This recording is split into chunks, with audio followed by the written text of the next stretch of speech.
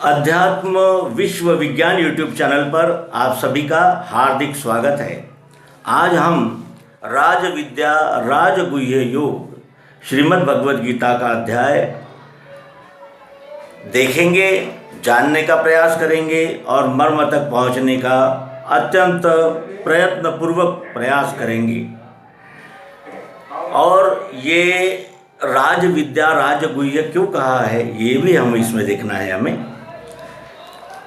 अथ नवमोऽध्यायः श्री भगवान उवाच इदं तु ते गुह्यतमं प्रवक्ष्याम्यनसूयवे ज्ञानं विज्ञानसहितं यज्ञात्वा मोक्षसे शुभात्। जिसका ज्ञान होने से छूटेगा भवबंध से वो गुह्य ज्ञान विज्ञान कहता हूँ अद्वेषतु। जिससे ये भवबंध टूट जाते हैं वो ज्ञान विज्ञान सहित वो गुह्य वो रहस्य मैं तुम्हें बताता हूँ, इसलिए कि तू अद्वेष है। इस विद्या को वही ग्रहण कर सकता है जो अद्वेषी हो।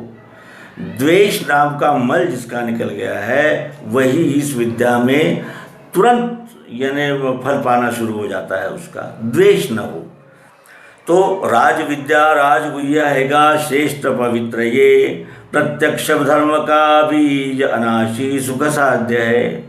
ये राज विद्या है, राजगुह्य राज विद्या श्रेष्ठ है, पवित्र है, प्रत्यक्ष धर्म का बीज है। ये अनाशी इसका कभी नाश नहीं होता। एक बार जिसको वो प्राप्त हो गया वो आज यानी उसके लिए सफिशिएंट हो जाता है, सफलता मिल जाती है उसे। और जिन्हें इस धर्म में श्रद्धा नहीं है वे परंतप मेरी प्राप्ति बिना घूमे सदा संसार चक्र में।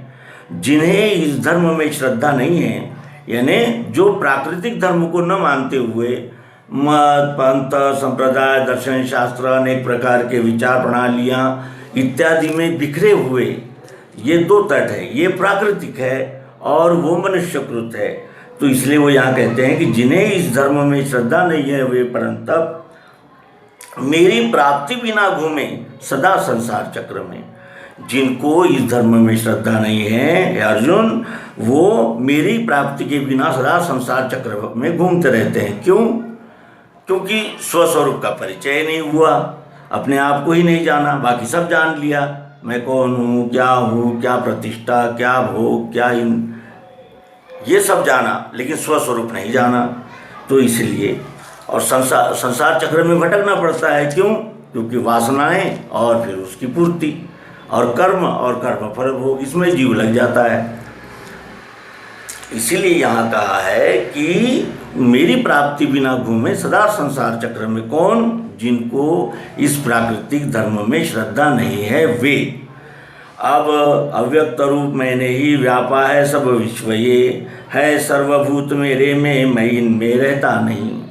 अव्यक्त रूप से मैंने ही व्यापा है सब विश्व ये अक्षरात्मा पुरुषोत्तम परमात्मा ये विश्वरूप, इसका अक्षरात्मा यानी इसका अक्षर प्रकाश जो निर्गुण निराकार है, अस्तित्व भातित्व प्रियत्व, ये मेरा अव्यक्त रूप से मैंने ही इस विश्व को व्याप लिया है। वो प्रियत्व कहाँ नहीं है,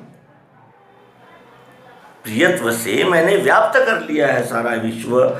और सभी भूत है मेरे में, मैं इनमें रहता नहीं। सभी भूत किस में है? विश्वरूप में। मैं इनमें रहता नहीं, विश्वरूप इनमें कैसे रहेगा? वो बड़ी चीज़ है, ये छोटी चीज़ है। छोटी चीज़ बड़ी चीज़ में रह सकती है, बड़ी चीज़ छोटी चीज़ में नहीं रह सकती। अब कहते हैं यहाँ उल्टी बात करते हैं कि नहीं है भूत मेरे में, योग ऐश्वर्य देखिए। मुझ में भूत नाम की वस्तु ही नहीं है, क्योंकि पृथ्वी जल अग्नि वायु आकाश, इसमें कहाँ भूत है? ये तो स्वयं ही अखंड है। और इस तरह यानी मेरे में भूत नहीं है। और योग ऐश्वर्य देख ले, ये मेरा ऐश्वर्य देख ले। पृथ्वी जल अग्नि वायु आकाश, इनका ऐश्वर्य देखिए। सत्वगुण रजोगुण तमोगुण, इसका ऐश्वर्य देखिए। ये अक्षर गति हो गई। और इसके साथ जो इसको प्रकाशित करने वाली अक्षर गति जो है वो मिठास, प्रियत्व, चाहत, और ये दोनों अलग अलग हो ही नहीं सकते। इस वस्तु से इस वस्तु में भरी हुई प्रियता अलग नहीं हो सकती। वो एकात्म है, उसको देखने के लिए बुद्धि की आवश्यकता है।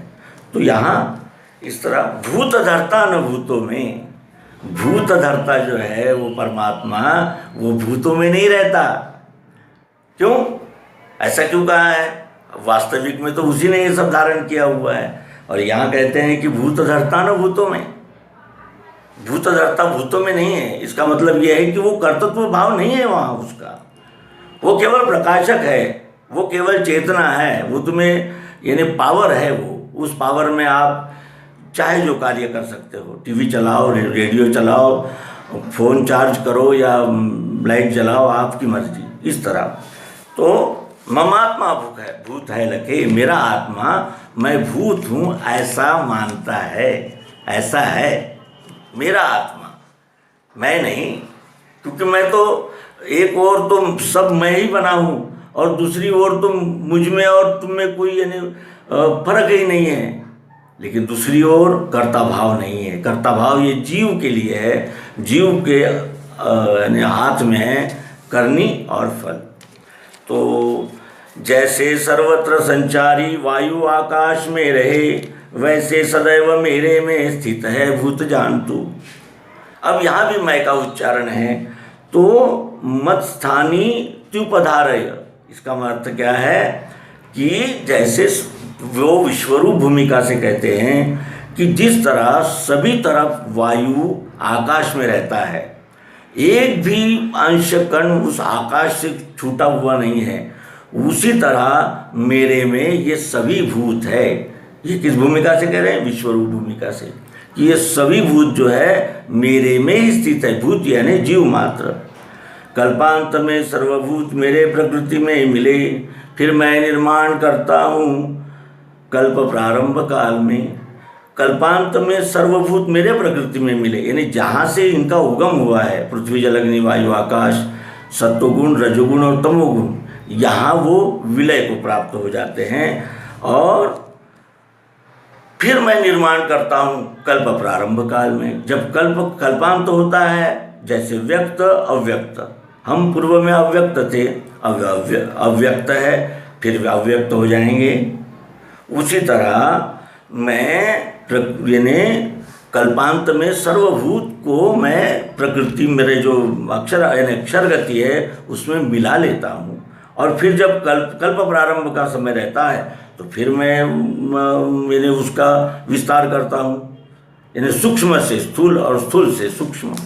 इस तरह तो प्रकृति के सहारे से अपने सब भूत ये बारंबार बनाता हूँ जो है प्रकृति के वशी।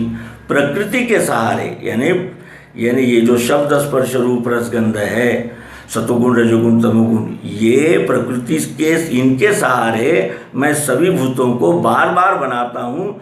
और जिन वस्तु से जो बने होते हैं वो प्रकृति के वशी रहेंगे।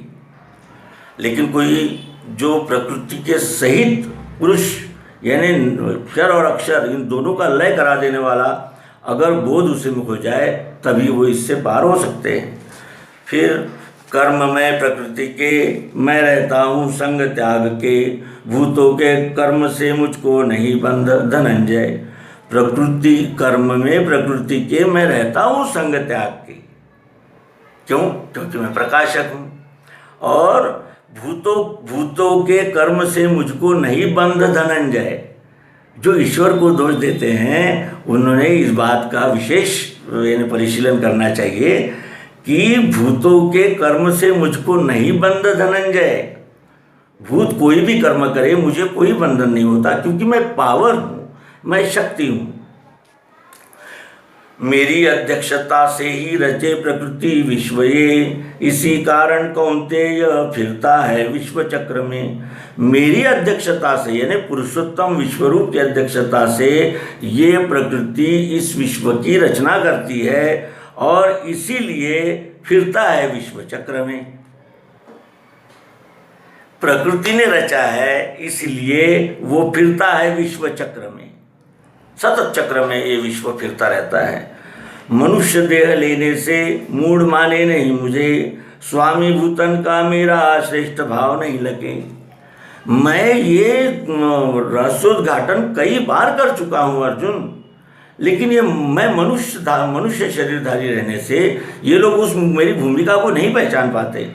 और मैं यानी सब भूतों का स्वामी हूँ, यानी विश्वरूप परमात्मा ये सब भूतों के स्वामी हैं। ये मेरा जो श्रेष्ठ भाव है वो नहीं देखते, वो केवल मुझे मनुष्य शरीर वाला ही मानते हैं। उनकी आशा कर्म ज्ञान व्यर्थ शून्य विवेक वो, स्वभाव मोहदाता वो राक्षसी आसुरी गए।